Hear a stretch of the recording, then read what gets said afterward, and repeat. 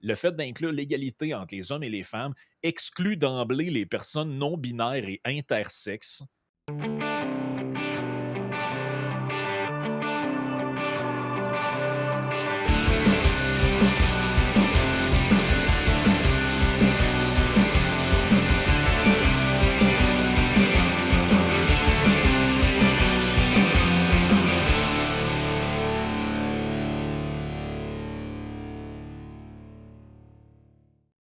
Hey, bienvenue dans ton Yann et Frank.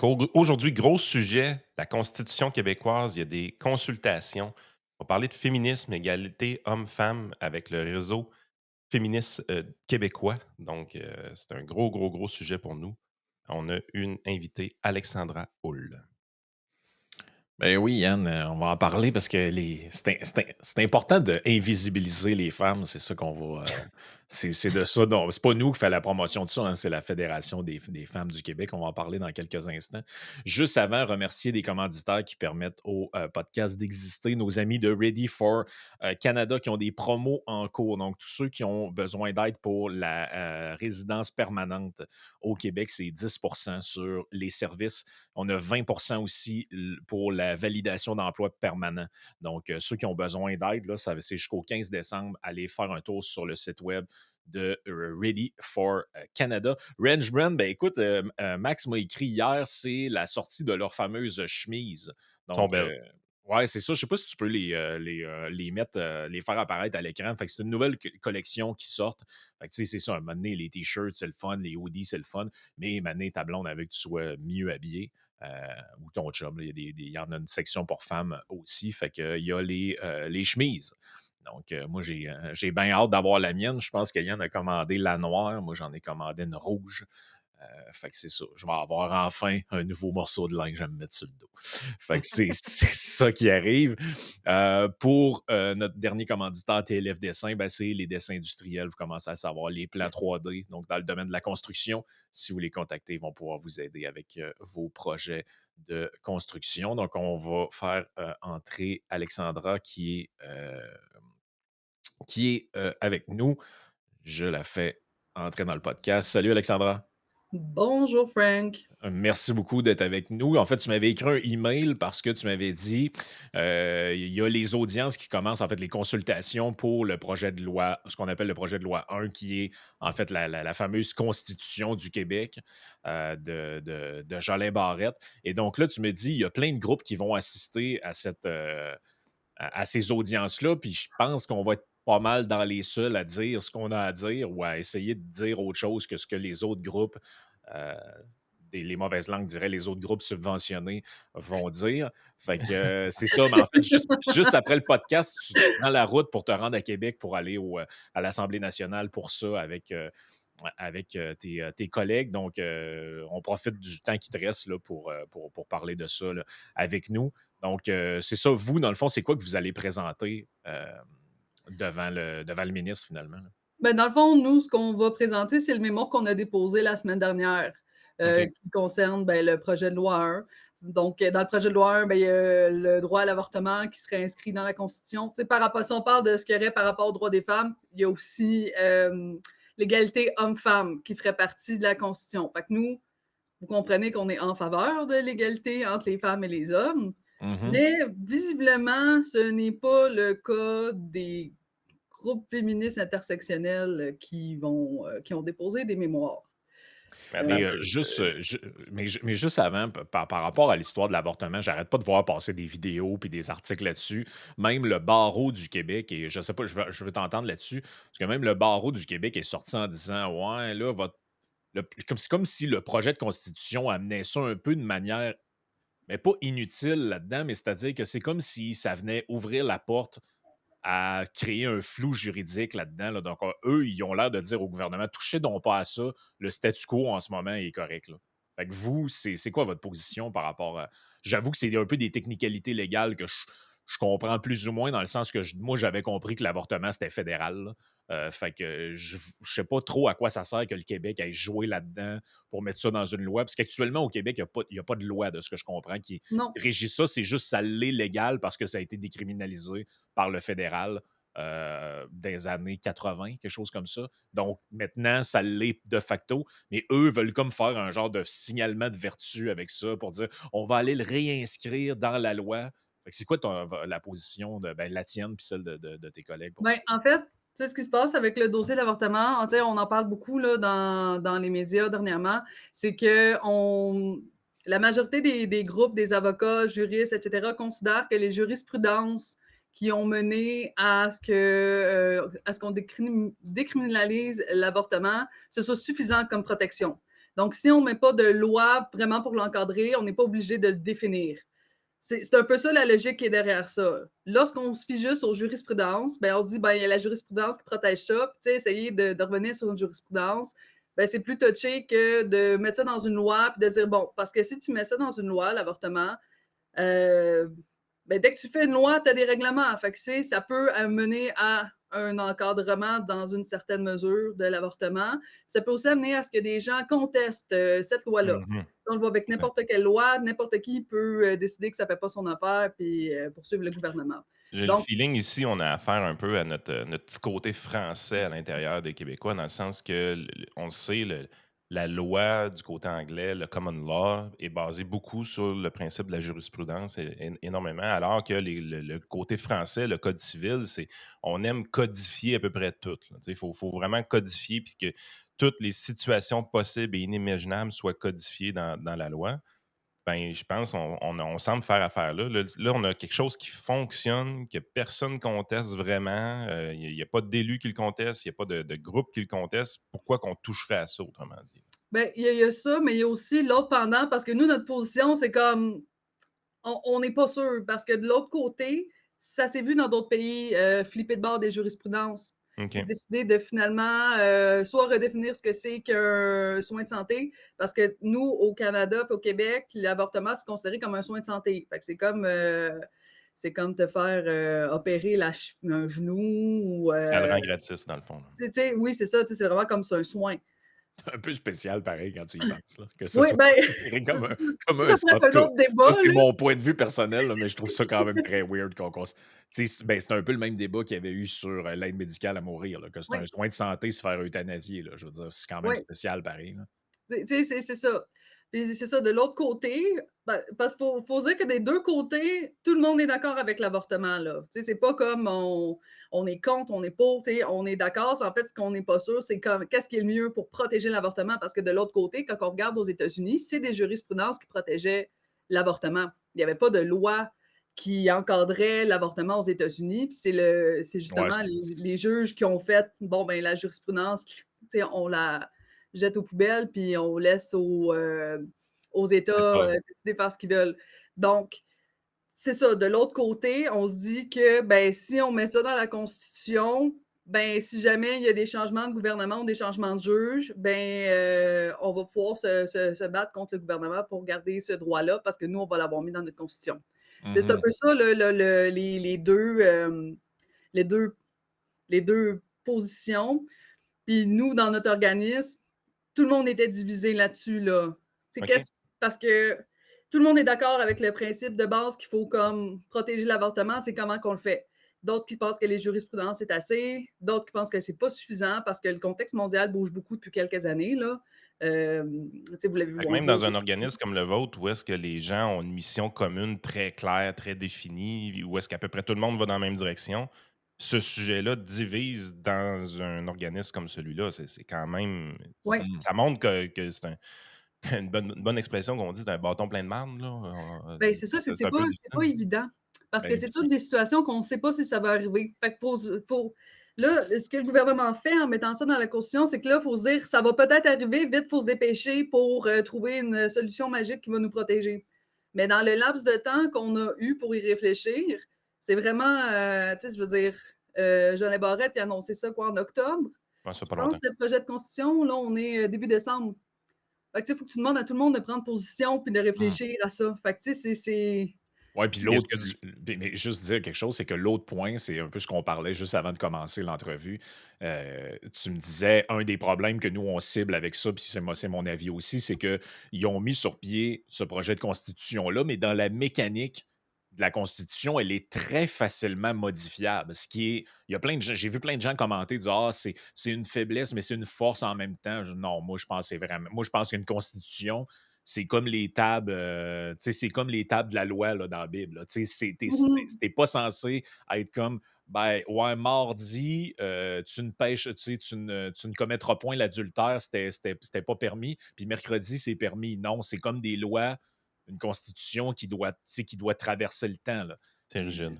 l'exemple qu'on donnait, c'est t'imagines-tu que la Constitution américaine était facilement modifiable? Ben là, à un moment donné, quelqu'un se fait élire. Ben, l'amendement qui interdit l'esclavage, moi, je vais t'enlever ça, fait que c'est de nouveau permis. Ben non, tu veux que la Constitution soit très difficile à modifier. Et donc, eux, tu vas pouvoir l'expliquer, elle est vraiment facilement modifiable. Donc, l'idée de dire, je suis pas sûr que c'est une bonne idée de mettre des trucs comme l'avortement dedans, c'est que n'importe qui élu avec la majorité pourrait dire ben, j'enlève ce truc-là dedans. Donc là, tu viens fragiliser quelque chose qu'autrement personne n'aurait touché finalement. Oui, c'est ça, parce que dans le fond, ce que la Constitution propose, c'est qu'on peut se modifier avec une majorité simple. Oh! C'est Non, c'est ça. pas bon ça. Ben, c'est ça. Ça fait en sorte que, hypothétiquement, un gouvernement de Québec solidaire qui rentrerait, là, puis qu'on aurait la Constitution pourrait modifier un peu ce qu'il veut, puis s'ils sont majoritaires, on y va avec les lignes du parti. Puis c'est pas ce qu'on veut, là. Tu sais, une Constitution, c'est un projet d'une nation, d'un peuple. C'est pas le projet d'un parti politique tu Ben, sais, qui a ses propres valeurs, là. surtout dans le contexte actuel de notre mode de scrutin où là, on est rendu avec on est rendu dans un jeu à 5 partis où finalement tu peux obtenir la majorité des députés avec genre 32% des voix. Là. Oui, Il c'est y ça. a, fait que là, il y a un réel enjeu. Là. C'est-à-dire, tu ne peux pas avoir une constitution qui concerne tout le monde. C'est comme le document fondateur de de la nation. Puis dire, ben, un parti élu avec 32%, il y aurait 75% des députés. Puis avec ça, il peut changer la constitution du jour au lendemain. Ça n'a aucun sens. Non, c'est ça, ça n'a pas de sens. Fait que juste ça, nous, ce qu'on demande dans notre mémoire, on leur demande de modifier ça. Tu sais, si on est pour faire une vraie constitution, ben il faut cadenasser ça d'une façon, là. Puis il faut que ce soit fait sérieusement, pas juste en se dépêchant, là, OK, majorité simple, let's go. Tu sais, il faut vraiment trouver une façon que si on fait le travail comme il faut, qu'on la modifie selon ce que tout le monde souhaite, là, ben tu ne puisses pas la remodifier comme tu veux à chaque changement de gouvernement. Tu sais, ça serait totalement. En fait, ça serait inutile d'avoir une constitution dans ce temps-là, là. Ben, Tu sais, écoute, que tu commences avec ce sujet-là, je trouve ça vraiment pertinent parce que vous allez voir, ça va mettre la table à tout dans le sens que, tu sais, je veux dire, si tu t'en vas dans une constitution qui est la loi fondamentale, puis tu vas toucher l'égalité homme-femme, tu vas toucher l'avortement, tu vas toucher toutes sortes de départements en réalité qui sont des sujets extrêmement sensibles, mais que tu peux changer la constitution comme ça, ben, je veux dire, vous comprenez que c'est un baril de poudre, cette affaire-là. Je veux dire, on est mieux de ne pas avoir de constitution tant qu'à ça. Là. Ben non, Ça n'a c'est ça. aucun sens.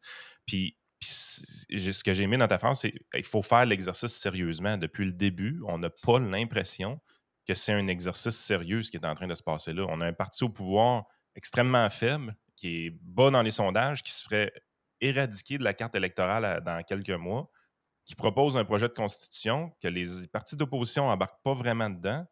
Puis on semble pas vraiment avoir consulté beaucoup d'organismes avant de le pondre. Là. Tout le monde a l'air pris un peu au dépourvu dans cette affaire-là. Ben, il y a ça. Puis en fait, c'est qu'on ne sait pas non plus combien de personnes ont été consultées avant le dépôt de ce projet de loi-là. Tu sais, nous, notre organisme, on a été consulté cet été par le ministre de la Justice pour l'éventuel dépôt de la Constitution. Donc, moi, je peux dire, nous, on a été consultés, mais je ne sais pas combien de personnes ont été consultées. Je ne sais pas combien de groupes ont été consultés pendant l'été. Fait que, oui, il y a une consultation, mais on ne sait pas combien de personnes, tu sais, ou combien de groupes. Mais là, tu sais, là, on a les consultations publiques qui commencent jeudi. Ça va durer jusqu'au 18 février, ce qui est OK. très rare pour un projet de loi. D'habitude, un projet de loi, là, c'est peut-être comme une semaine, gros max 10 jours. Là, on a ça jusqu'en février. Fait que, c'est la chance que les gens ont de pouvoir y aller, de pouvoir parler, puis de pouvoir Mhm. dire ce qu'ils ont à dire sur le projet de consultation. Fait que, tu sais, sur le projet de constitution québécoise. Donc là, on a comme la possibilité de s'exprimer. Mais tu sais, de notre côté, on a l'impression que Les dés Non, sont c'est déjà un ça. peu typés à l'avance, là. Et parlant de gens qui viennent s'exprimer, là, ce que tu m'as envoyé par courriel, genre, j'en revenais juste pas, là, pour vrai. Donc là, il y a la Fédération des femmes du Québec qui dépose un mémoire, je vais le faire apparaître à l'écran, qui s'appelle Prise de position féministe ferme contre le projet de loi 1. Fait que les autres, ils n'en veulent pas là, de constitution. Bon, jusque-là, c'est une position qui se tient. On peut discuter de savoir si on a besoin ou pas de ça. Mais pourtant, quand on nous a présenté ce projet de loi-là, l'égalité homme-femme était carrément enchâssée dans la Constitution. Tu te dis, c'est où le problème exactement? Ben voilà, c'est où le problème? Je m'en vais à la page 21. Le problème est clairement identifié selon eux à cet endroit-là. Donc, voici la section problématique selon eux. On parle de l'article 28, définition de l'égalité préjudiciable. Le PL1 inscrit formellement une égalité entre les femmes et les hommes, à la partie 1, titre 4, article 28, chapitre 1. Si cette formulation peut sembler anodine, elle fiche pourtant la compréhension de l'égalité dans une vision strictement binaire du genre, en décalage avec l'état actuel des connaissances. Oui, oui, oui. Hommes et femmes, c'est plus bon, ça. La science, ça a l'air qu'elle a invalidé ça. J'aimerais bien ça savoir quelle science, là. Des cadres juridiques contemporains et des réalités vécues par la population. Comme défini par le Conseil québécois LGBT, la binarité des genres est le système qui façonne notre compréhension du genre aujourd'hui dans une société occidentale et coloniale. Hey, les femmes du Québec sont-ils au courant que leur, entre guillemets, fédération est rendue dans le gaga-gougou de trudeauiste à mort, là? Je veux dire, là, on est dans le people kind au lieu de mankind, là. C'est Oui, là qu'on est, là. c'est vraiment ça. Puis, tu sais, je veux dire, une institution comme la Fédération des femmes du Québec, c'est un organisme qui existe, je pense, depuis quasiment 50 ans, là, quand même. Tu sais, elle représente pas juste 3-4 personnes, là, je veux dire, elle Ont été représente, importantes? ouais, elle représente énormément d'organismes qui défendent les droits des femmes ou qui offrent des services aux femmes aussi. Dans les auteurs du mémoire, tu as aussi des membres du réseau québécois de l'action autonome. Ça, pour vous donner une idée, là, tous ces gens-là, ça représente des milliers d'organismes communautaires québécois à grandeur de la province. Fait eux, quand ils déposent un mémoire, dites-vous qu'ils ont le poids de tous ces organismes-là qui sont probablement, là, je mets des guillemets, en accord avec ces positions-là. Puis c'est ce qui Mhm. est inquiétant. Parce qu'en C'est fait, est-ce qu'ils bizarre. sont vraiment en accord? Premièrement, je serais vraiment curieuse de savoir ce que les Calax du Québec pensent de ça, ou les centres d'hébergement pour femmes, tu sais, qu'on est au-dessus de ça, puis qu'il faut enlever l'égalité entre les femmes et les hommes de la Constitution. Tu sais, moi, faut, Ah non, moi, j'en Ben, mais moi, j'étais un c'est peu absurde. flabbergasté. Il me semble que c'était. Sincèrement, quand on nous a présenté le projet de loi sur la Constitution, là, ce bout-là, là, je le voyais comme un beau petit virtue signaling, mais genre que c'était tellement acquis dans notre société, l'égalité homme-femme, que c'était comme défoncer une porte ouverte, là. Ben, C'était pas quelque regarde, chose de vraiment difficile, là. ben, Yann, si je regarde dans le dictionnaire le Robert, à la définition du mot féminisme, doctrine qui préconise l'égalité entre l'homme et la femme. Ben, Et, c'est ça. il me semble qu'on est pas mal.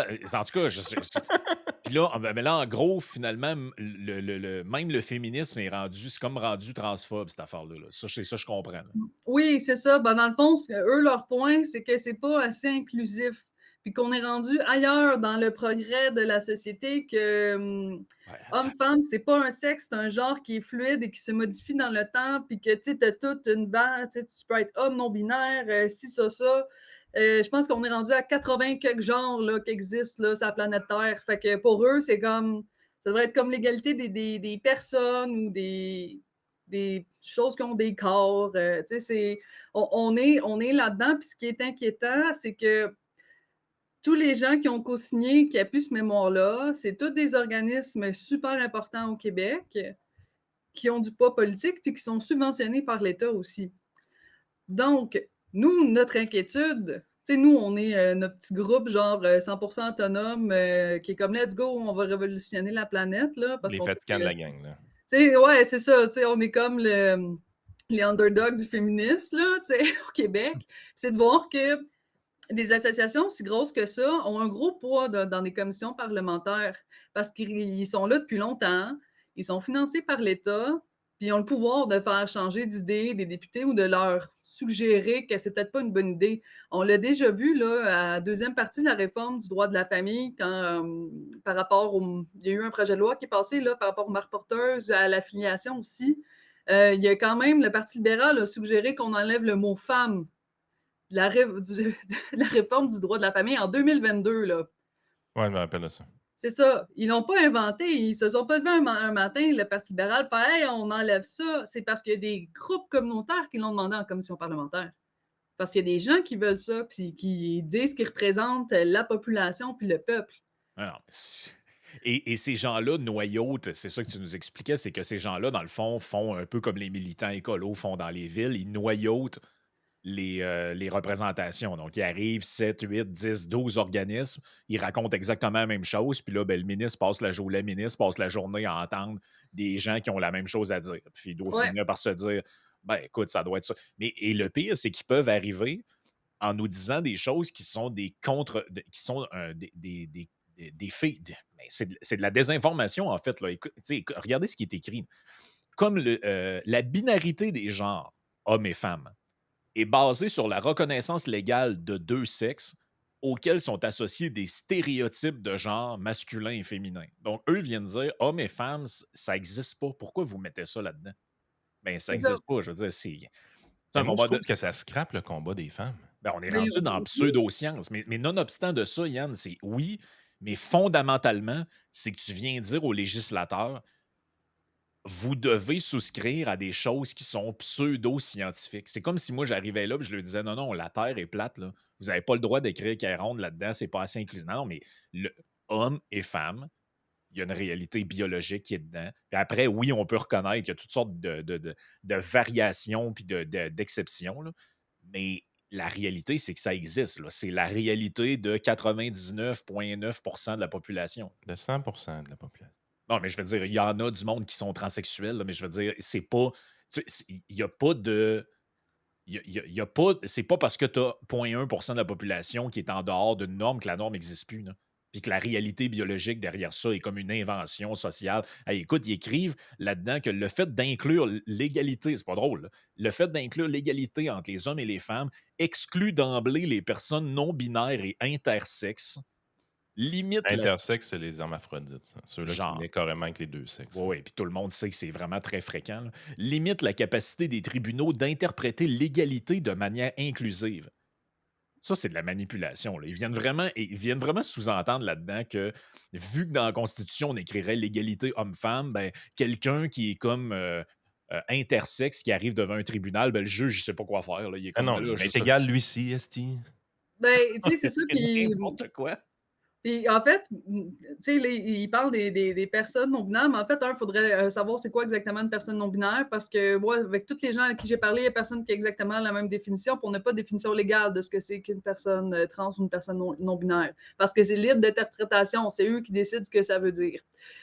Puis pour les droits des personnes trans, on a ajouté une section là-dedans dans la Charte des droits québécoises, puis dans la Charte canadienne aussi.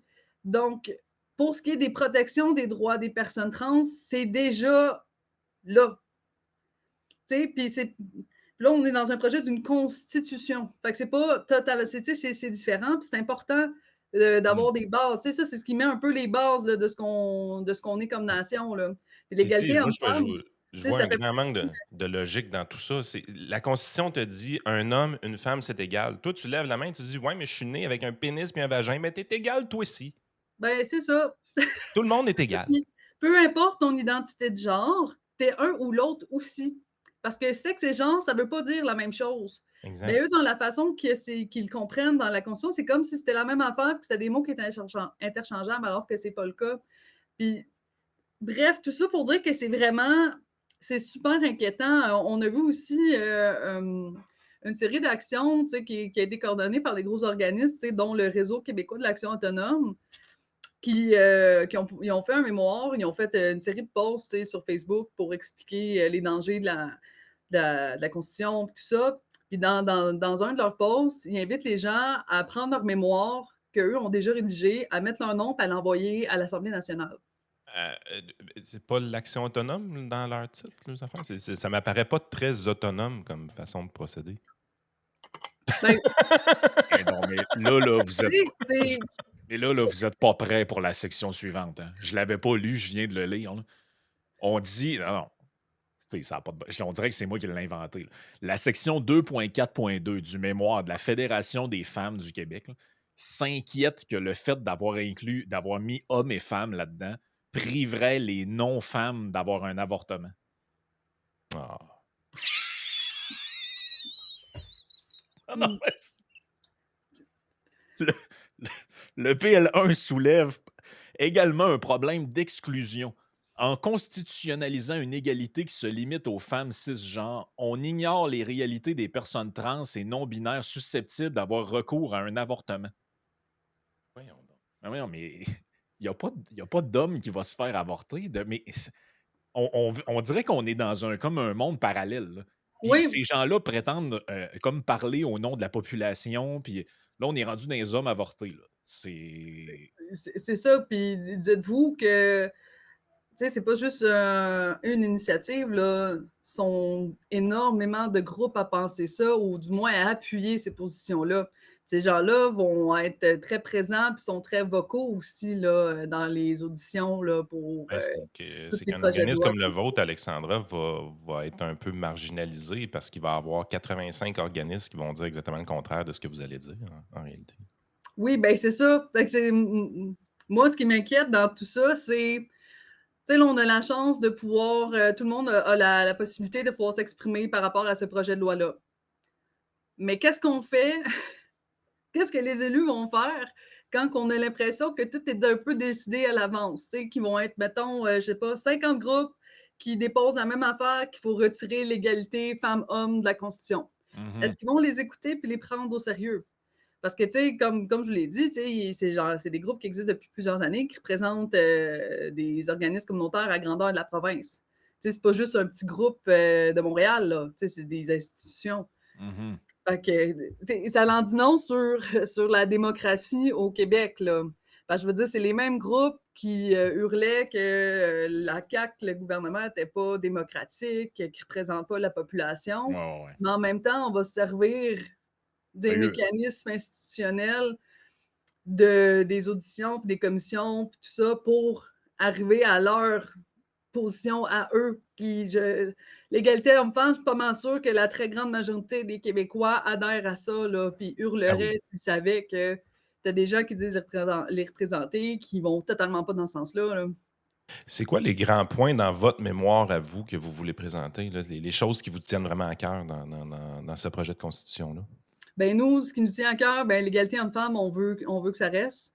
Nous, il y a également, mon Dieu, j'ai comme un petit blanc, là. On veut faire ajouter des choses, nous, dans la Constitution. Là. On veut faire ajouter, un peu comme les constitutions européennes, là. Fait que le droit à la dignité, à l'intégrité des personnes. OK. C'est une façon de protéger les femmes de l'exploitation sexuelle, ceux qui font des grossesses pour autrui. Puis c'est également comme une façon un peu différente de protéger l'avortement sans directement l'inscrire dans la Constitution, parce que ça rentre dans l'intégrité de la personne, puis dans OK. la dignité dans l'intégrité de faire ce que tu veux avec ton corps. On parle également du processus de voter, de changer la Constitution à majorité simple. On Mhm. trouve que ça n'a pas de sens et que ça devrait être modifié. Puis on parle aussi de l'influence. Parce que dans la Constitution, tu as une section que tu parles et qui veulent faire passer que le Québec peut se retirer des programmes subventionnés qu'Ottawa propose. Parce qu'il y a les juridictions provinciale puis fédérale. Puis je pense que vous le savez, là, le fédéral, des fois, il va jouer dans les juridictions des autres. Fait que Québec voudrait avoir la possibilité de faire OK, Ottawa veut faire tel programme. Non, non, non, non, non. Nous, on n'est pas d'accord avec ce fondement-là. On veut pouvoir se retirer du programme, mais avoir les sous. Tu sais, pour vous donner un exemple, là, le ministère Femmes Égalité des genres va investir, c'est quoi, 660 millions de dollars. Bon, mais tu sais, nous, on a le secrétariat de la condition féminine. Mhm. Puis, tu sais, pour avoir accès, mettons, au programme de subvention du Femmes Égalité des genres, il faut absolument avoir l'idéologie intersectionnelle dans ton organisme. Si tu n'es pas intersectionnel, oublie ça. Ah.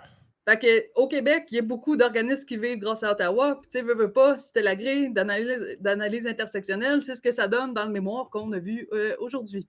C'est de même que le fédéral influence tout le monde, autrement dit, puis tout le monde Exactement. vient qu'à chanter la même chanson, veut pas, là. C'est ça. Fait que ça fait en sorte que tu as comme les politiques d'Ottawa qui viennent faire un peu d'ingérence dans tes affaires provinciales. Fait que tu perds un peu OK. tu sais, tu perds un peu le contrôle, tu sais, si nous, on a décidé, on a voté légalement que c'était ça qu'on voulait en tant que nation, puis que là, tu as comme le fédéral qui vient saupoudrer de l'argent, ben, tu sais, Québec pourrait avoir le droit de faire comme: «Non, tu sais, l'argent que tu veux mettre, ben, moi, je vais la prendre, mais je vais la donner selon nous, ce qu'on décide au Québec». Fait que Mhm. c'est de cette façon-là qu'on a un gouvernement caquiste qui est pas tellement woke en réalité, puis qui a jamais été en faveur vraiment de cette idéologie-là, mais qu'on avait un premier ministre avec des bas de la petite sirène qui, lui, était très, très, très, très woke. C'est de cette façon-là que les organismes communautaires du Québec ont réussi à financer ces lubies-là pour venir influencer le gouvernement Legault. C'est sûr que si tu suis l'argent, ça part du fédéral, ça Ouais. arrive dans les organismes communautaires, puis en bout de ligne, ça se ramasse en commission parlementaire pour influencer le gouvernement qui n'est pas d'accord avec cette idéologie-là. Tu te dis, ouais, c'est un peu malsain, cette affaire-là, d'une certaine façon, là. Ben, c'est ça, tu sais, nous, pour nous, le financement, qu'il soit fédéral ou provincial, ça devrait pas venir avec une obligation de suivre une idéologie. Tu sais, Exactement. pour nous, là, tu sais, dans la défense de droits des femmes, que tu sois intersectionnel ou universaliste, tu devrais avoir droit au même financement. Tu sais, tu devrais au moins avoir la même chance de pouvoir poser tes candidatures pour avoir des subventions. Mhm. Mais là, le Exact. fédéral a décidé d'avoir, OK, moi, je suis intersectionnel, je suis ça, ça, ça. Si toi, organisme communautaire, t'adhères pas à ça, ben, just too bad, t'auras pas une scène. Puis, tu sais, c'est un peu ça que nous, on décrit, là. Comment tu veux vraiment être une nation québécoise puissante si tu n'as même pas de pouvoir sur. Tu n'as même pas la possibilité de financer tous les groupes qui ont des diverses opinions. Tu peux pas décider d'une idéologie, puis surtout si tu n'es pas d'accord avec cette idéologie-là qui est financée par le fédéral, tu n'es pas vraiment maître chez vous, là. Tu es comme Mhm. locataire, puis tu n'as pas le choix de dealer avec ce que lui en haut, il décide, là. Exact. Ben, écoutez, ceux qui veulent vous suivre, Yann a fait apparaître la page Facebook à l'écran, mais comment ils peuvent les femmes qui nous écoutent, puis même les hommes, si ça les intéresse, comment ils font pour vous contacter? Il y a votre page Facebook, mais Oui. Vous pouvez nous contacter sur notre site web. Vous pouvez aussi, ben, vous pouvez nous écrire sur Messenger. On est assez, ben, on répond quand on a le temps parce qu'on est tous des bénévoles, là. Fait que tout ce qu'on fait, c'est 100% bénévole. Si mhm, les gens veulent nous soutenir, nous encourager, n'hésitez pas soit à devenir membre ou à faire des dons. Chaque don sert à payer notre site Internet. C'est pas mal ça. Des choses vraiment très de base. Donc, on est comme un des rares groupes qui va vraiment défendre l'égalité homme-femme cette semaine mhm. dans ce projet de loi-là. Fait que c'est sûr que tous les appuis qu'on peut avoir, les messages positifs, les commentaires, un repartage, une adhésion, un don, ça fait toute une différence pour nous, là. Absolument. Écoutez, merci d'avoir été là, Alexandra, puis on se reparle très bientôt. Puis on invite les gens à aller faire un tour sur votre site, à devenir membre si la cause les intéresse. Puis il n'y en a pas tant que ça, là, des organismes, en fait, il n'y en a pas. Des organismes non subventionnés qui font avancer des causes là, au sein du gouvernement. Vous autres, vous en êtes une, mais Oui. c'est une parmi une marée de gens subventionnés pour aller dire au Parlement qu'un homme et une femme, ça n'existe plus, puis qu'un homme peut accoucher puis se faire avorter, là. Donc, si vous voulez qu'il y ait un contrepoids idéologique à ça, là, ben c'est important de s'impliquer. Fait que merci beaucoup d'avoir été là, puis on te souhaite bonne chance à l'Assemblée nationale. Merci beaucoup. Merci.